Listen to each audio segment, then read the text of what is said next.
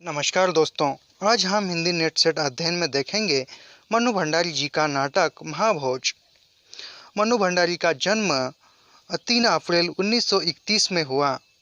हिंदी की सुप्रसिद्ध कहानीकार है। मध्य प्रदेश में मंदसौर जिले के भानपुरा गांव में जन्मी मन्नू भंडारी का बचपन का नाम महेंद्र कुमारी था। लेखन के लिए इन्होंने मन्नू नाम ही चुना। उन्होंने एमए तक शिक्षा पाई और वर्षों तक दिल्ली के मिरांट हाउस में अध्यापिका रही। धर्म युग में धारावाही रूप से प्रकाशित उपन्यास आपका बंटी से लोकप्रियता प्राप्त करने वाली मन्नू भंडारी विक्रम विश्वविद्यालय उज्जैन में प्रेमचंद सृजन पीठ की अध्यक्षता भी रही है। तो देखते हैं इन हमारे जो आज का जो नाटक है वह उस नाटक की कथा वस्तु, समीक्षा तथा सारांश देखते हैं। महाभोज नाटक सर्वप्रथम उपन्यास के रूप में 1979 में प्रकाशित हुआ। सबसे प्रथम यह उपन्यास था महाभोज और बाद में उसका रूपांतरण नाटक में किया गया। माना जाए तो हिंदी साहित्य में सबसे प्रथम एक ही नाम से विधा नाटक भी है और उपन्यास भी है। उसका प्रथम उपन्यास महाभोज यह 1979 में प्रकाशित हुआ, तो फिर इसे नाटक के रूप में 1983 में प्रकाशित किया गया। हिंदी साहित्य जगत में पहली अपने आप में सबसे अलग कृति है जिसे उपन्यास और नाटक दोनों विधाओं में प्रकाशित किया गया। महाभोज नाटक का कथानक 1977 में घटित बिहार के पटना जिले का बेचिल नरसिंहार है। महाभोज उपन्यास की दृष्टि से महाभोज न चरित्र प्रधान उपन्यास है न समस्या प्रधान। महाभोज आज के राजनीतिक माहौल को उजागर करने वाला स्थिति प्रधान उपन्यास है। तो इस और एलो वाला व्यक्ति नहीं चलता और मूल्य वाला व्यक्ति नहीं चलता, बल्कि राजनीति खुद अपने चरित्र गढ़ती चलती है। ऐसे चरित्र जो अपने भीतर निर्णय, विवेक या साहस से नहीं चलते, वरन स्थितियों के दबाव से बनते बिगड़ते हैं। उनका महत्व इसमें निर्जीव मोहरों से अधिक नहीं। हर प्यादे की लड़ाई फर्जी बनने की है और लड़ाई की इस बिसात ने समाज के हर वर्ग को धीरे धीरे अपने चंगुल में बसा दिया गया है। तो इस उपन्यास के इस नाटक के देखते हैं अब मुख्य पात्र हम इस नाटक के देखने से पूर्व सबसे प्रथम जो मुख्य पात्र है वह है विशेषर उर्फ बिशु। हरिजनों का हमदर्द है, जो कि हरिजनों के लिए दिन रात मेहनत करने वाला हरिजनों का नेता है। हरिजन बस्ती में आगजनी के सबूत इकट्ठा कर लेने के कारण मारा दिया जाता है। यानी कि इसके परिचय से ही पता चलता है कि बिशु नामक जो पात्र है यह सच्चाई के साथ और दीन दलितों का देवता यानी दीन दलितों को न्याय दिलाने का काम करता है। दास साहब मुख्यमंत्री शहर के सबसे महत्वपूर्ण व्यक्ति है। यह नाटक के दूसरे पात्र है। सुकुल बाबू भूतपूर्व मुख्यमंत्री विरोधी पार्टी के नेता है। सक्सेना एसपी जो कि हरिजनों के आवाज को कायम रखता है। लखन सिंह दास साहब का विश्वास पात्र सरोहा चुनाव के लिए प्रत्याशी जो कि सुकुल बाबू के मुकाबले खड़ा किया जाता है। इसके बाद है अप्पा साहब सत्तारूढ़ पार्टी के अध्यक्ष पांडे जी दास साहब के निजी सचिव और जमुना बहन दास साहब की पत्नी स्नेहा डीआईजी दत्ता बाबू मशाल साप्ताहिक के संपादक। जो मशाल है वह एक साप्ताहिक वर्तमान समाचार पत्र है। उसके बाद है और भी पात्र है जो इसके बाद का जो पात्र है महत्वपूर्ण, वह है भवानी मशाल का सहायक संपादक है, और नरोत्तम प्रेस रिपोर्टर है। महेश रिसर्च स्कॉलर एवं सूत्रधार है। रति दास साहब का पीए, मोहन सिंह पुलिस कांस्टेबल, हीरा बीसू का बाप, बिंदा बीसू का अभिन्न मित्र, रुकमा बिंदा की पत्नी, जोरावर सरोहा का जमींदार नुमा एवं धनाष्ट किसान है। काशी सुकुल बाबू का विश्वसनीय कार्यकर्ता है। थानेदार सरोहा का थानेदार जोरावर का चमचा है। लठेत जोरावर का आदमी है। लड़की जोरावर की लड़की है। तो इस प्रकार इसके पात्र रहे। तो हम अभी देखेंगे इस नाटक के कुल नाटक 11 अंकों में यानी 11 दृश्यों में विभाजित है। तो पहले दृश्य में देखते हैं। प्रथम दृश्य में गांव का माहौल है, जहां विशेषर की मां विशेषर की लाश के समीप रोती बैठी है। गांव में विशेषर की लाश का पुलिया पर मिलने से सनसनी का माहौल व्याप्त होता है। पुलिस खानापूर्ति करती है, हालांकि आए दिन की तुलना में थोड़ी मुजद्दी भी करती है। गांव में सबको यह यकीन था कि बिशु की हत्या हुई है। आगजनी वाली घटना के कारण शहर का दूसरे दृश्य में शहर का माहौल है, जिसमें मशाल साप्ताहिक का कार्यालय नतोत्तम गांव से सीधे रिपोर्ट लेकर भवानी को सब हालिया सुनाता है। विशेषर एक हरिजनों का नेता था। गांव में चुनावी सरगर्मी में ऐसा होना कोई आम बात नहीं है। आगजनी वाली घटना में किसी के कानों पर जू तक नहीं रेंगा था, किंतु इस घटना में सब कुछ मुद्दे से हो रहा था। पूर्व मंत्री सुकुल बाबू का चुनाव में खम ठोक कर खड़ा होना, दोनों के बीच समसामयिक परिस्थितियों के बारे में बात होती है। आज भी हरिजनों की जिंदगी पर बदलती रही है। आगजनी की घटना में 9 लोगों के जलकर मर जाने के बाद भी मामला ठंडा नहीं था, जबकि विधानसभा तक बात उठी थी। यहाँ पत्रकारिता का चेहरा दिखाने की कोशिश नाटककार ने की है। नरोत्तम है जो सही मायने में पत्रकारिता करने की कोशिश कर रहा है। वही भवानी है जो सेल के माध्यम से हो वैसी पत्रकारिता करना चाहता है।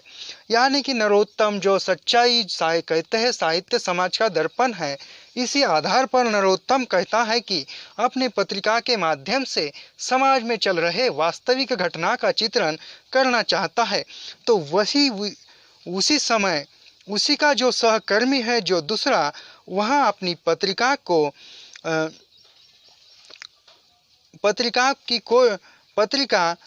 दूसरे माध्यम से यानी सेल के माध्यम से चलाना चाहता है। नाटक में समसामयिक परिस्थितियों को यथावत जिक्र है कि आज के परिवेश में भी प्रासंगिक है। आज भी देखिए, आज भी कहीं कहीं जगहों पर यह बात देखने को मिलती है। अभी तीसरे दृश्य में दास साहब के घर और घरेलू दफ्तर का दृश्य है, जहाँ लखन अखबार में छपी बिशु की हत्या के बाद से हैरान है। हरिजनों के सारे वोट विपक्षी पार्टी सुकुल बाबू को जाएगी, इस बात से आतंकित है। चुनाव दांव पेच और वोट कैसे लालच देकर लिया जाए, इसकी योजना बनाई जाती है। हालिया चुनाव माहौल के मद्देनजर, जिसे महाभोज नाटक में दिखाया गया है। इसके बाद का जो है वह है चौथा दृश्य। चौथे दृश्य में विशेषर की मौत से आक्रोशित बिंदा उसके मौत का बदला लेने को तैयार रहता है, यानी बदला लेने की भावना से वह क्रोधित होता है। महेश और रुकमा उसे इस पछड़े में न पड़ने की सलाह देते हैं। विशेषर की मौत के कारण गांव में सभी ग्रामीण नारे और जुलूस निकालकर आक्रोश दर्शाते हैं। वही सुकुल बाबू गांव में जनसभा करते हैं। आगामी चुनाव के मद्देनजर जनसभा का अंत सुकुल बाबू और दास साहब के लोगों के बीच मारपीट में समाप्त होती है। इसके बाद का जो है वह है पांचवें दृश्य में राजनीति में किस प्रकार प्रलोभन देकर रैलियों में भीड़ इकट्ठी की जाती है, इसमें यह तरकीब सुकुल बाबू अपनाते हैं। इस रैली से दास साहब के पार्टी के लोग आगामी चुनाव को मद्देनजर थोड़े चिंतित हो जाते हैं। वैसे भी दास साहब के पार्टी लोग उनसे बेहद नाराज थे, लखन को सुकुल बाबू के मुकाबले खड़े रहने से। दास साहब मामले की पुनः रिपोर्ट बनाने सक्सेना को कहते हैं। अप्पा साहब से पार्टी के सभी लोग को पार्टी का साथ देने के लिए कहते हैं, मतभेद को तर्ककिनार करते हैं। छठे दृश्य में मशाल का दफ्तर, जहां महेश और बिंदा नरोत्तम के कहने पर आगजनी की सबूत लेकर जाते हैं। दत्ता बाबू द्वारा ढंग से और मामले की गंभीरता को न समझते हुए बेहद लापरवाही के साथ पेश आते हैं, जिससे वह दो गुस्से में वापस चले जाते हैं। नरोत्तम का इस बात से आग बबूला होकर मशाल छोड़ने की बात करता है, यानी कि मशाल में जो नौकरी करता है वह उसे छोड़ने को दिल करता है। गांव में दास साहब के जन संबोधन की तैयारी जोरों शोरों के साथ रही है, जिसमें जोरावर की व्यवस्था का जायजा खुद बारीकी से लिया जा रहा है। लेकिन सारे किए पर दास साहब आकर पानी फेर देते हैं। वह सीधे बीसू के पिता से मिलने चले जाते हैं और जोरावर को पूछते तक नहीं। इस बात से जोरावर खुद को बहुत तिरस्कृत महसूस करता है। इसी बीच काशी जो सुकुल बाबू विरोधी पार्टी का सदस्य, इस मौके का फायदा उठाता है और जोरावर को भड़काकर चुनाव में खड़े होने की राय देता है। आठवें दृश्य में एसपी सक्सेना बीसू की मौत की पुनः तहकीकात करता है। गांव आता है, पूरे गांव में खलबली मची हुई है। सक्सेना एक एक कर सबकी गवाही लेता है। बिंदा ने साफ साफ जोरावर का नाम बताया और आगजनी के पीछे भी उसी का हाथ होने के कारण वो बीसू के जान का दुश्मन था। आगजनी के सबूत बीसू ने इकट्ठे किए हुए थे, जिसमें जोरावर की संलिप्तता थी। पोस्टमार्टम के रिपोर्ट में भी जहर से मौत की बात पता चली थी। इसके बाद है नौवें दृश्य में अचानक सक्सेना के टेंट हाउस पर रात को महेश आता है। बिंदा की गवाही के कारण उसकी पिटाई की बात बताता है और जिन लड़कों ने बीसू को जहर दी थी उसके बारे में बताता है। दोनों के नाम और कि उन दोनों को पकड़ लीजिए, वही एकमात्र सबूत है, नहीं तो बिंदा ही उसे मार डालेगा। दोनों लड़के टिटहरी गांव के हैं, बिंदा भी वही गांव का है। इसके बाद है 10वां दृश्य। 10वें दृश्य में सक्सेना के रिपोर्ट में जोरावर को साफ साफ हत्यारा घोषित किया गया है। जोरावर के चुनाव में खड़े होने वाले नुकसान से दास साहब हैरान हो जाते हैं। जोरावर को सक्सेना की रिपोर्ट से धमकाते हैं और वह चुनाव में खड़े होने के फैसले को बदल देता है। दास साहब इस मामले में बिंदा को बीसू का हत्यारा मानते हैं कि रुकमा के साथ संबंध को बिंदा बर्दाश्त नहीं कर पाया।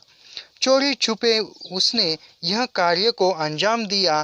दास साहब ने डीआईजी को कहा कि सक्सेना को सस्पेंड करो और बिंदा को गिरफ्तार कर लीजिए।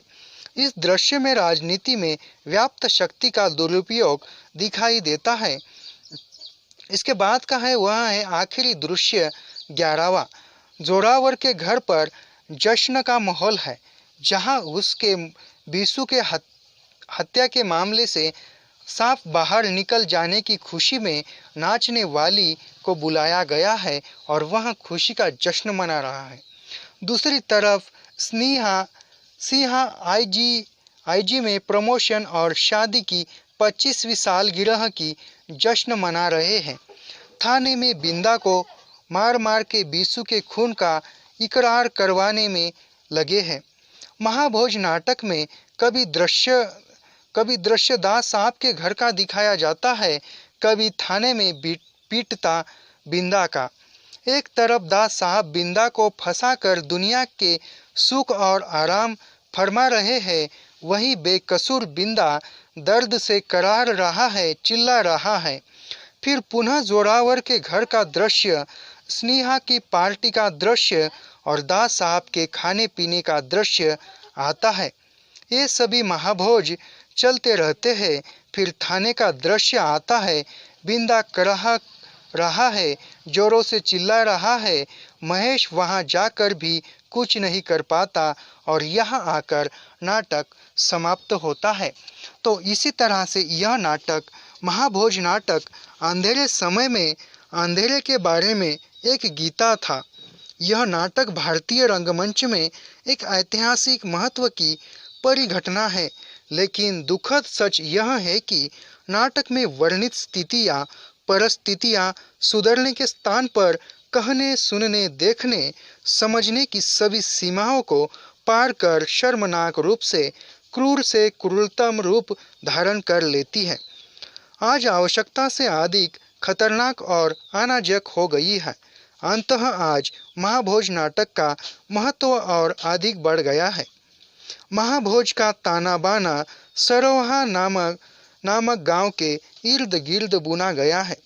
यह गांव उत्तर प्रदेश के पश्चिमी भाग में स्थित है, जहां विधानसभा की एक सीट के लिए चुनाव होना है।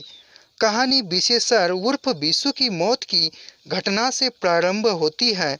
सरोहा गांव की हरिजन बस्ती में आगजनी की घटना में दर्जनों व्यक्तियों की निर्मम हत्या हो चुकी थी। बीसू के पास इस हत्याकांड के प्रमाण थे, जिन्हें वह दिल्ली जाकर समक्ष प्राधिकारियों को सौंपना और बस्ती के लोगों को न्याय दिलाना चाहता था। किंतु राजनीतिक षड्यंत्रों द्वारा बीसू को ही जेल हो जाती है। जेल में डालकर प्रतिरोध किया जाता है, कुचल दिया जाता है, प्रयास किया जाता है। बीसू की मौत के पश्चात उसका साथी बिंदेश्वरी उर्फ बिंदा इस प्रतिरोध के जीवित रखता है। बिंदा को भी राजनीति और पराधन के चक्र में फंसाकर सलाखों के पीछे डाल दिया जाता है और अंततः नौकरशाही वर्ग का ही एक चरित्र पुलिस अधीक्षक सक्सेना वंचितों के प्रतिरोध को जारी रखता है। बिछड़ी और वंचित जाति के लोगों के साथ अत्याचार और प्रतिनिधि चरित्रों द्वारा उसका प्रतिरोध कथा को गति प्रदान करता है। इसमें नैतिकता, अंतर्द्वंद्व, अंतर्विरोध से जूझते सत्ताधारी वर्ग, सत्ता प्रतिपक्ष, मीडिया और नौकरशाही वर्ग के अवसरवादी चरित्र पर व्यंग्यात्मक टिप्पणी है। समग्रतः हिंदी नाटक के क्षेत्र में स्वतंत्र उत्तर काल भारतेंदु काल के बाद सर्वाधिक सक्रियता का काल रहा है। इस दौर में कथ्य और शिल्प के स्तर पर तीव्र परिवर्तनों ने हिंदी नाटक को एक नई दिशा दी। संचार माध्यमों के दबाव के पश्चात ये परिवर्तन हिंदी नाटक के विकास के प्रति आश्वस्त कहते हैं। इस प्रकार आज हमने देखा मन्नू भंडारी जी का नाटक महाभोज की कथावस्तु तथा सामान्य समीक्षा। यह समीक्षा तथा कथावस्तु हिंदी नेट सेट की दृष्टिकोण से आवश्यक थी। तो मिलते हैं हम अगले वीडियो में, तब तक के लिए धन्यवाद, शुक्रिया।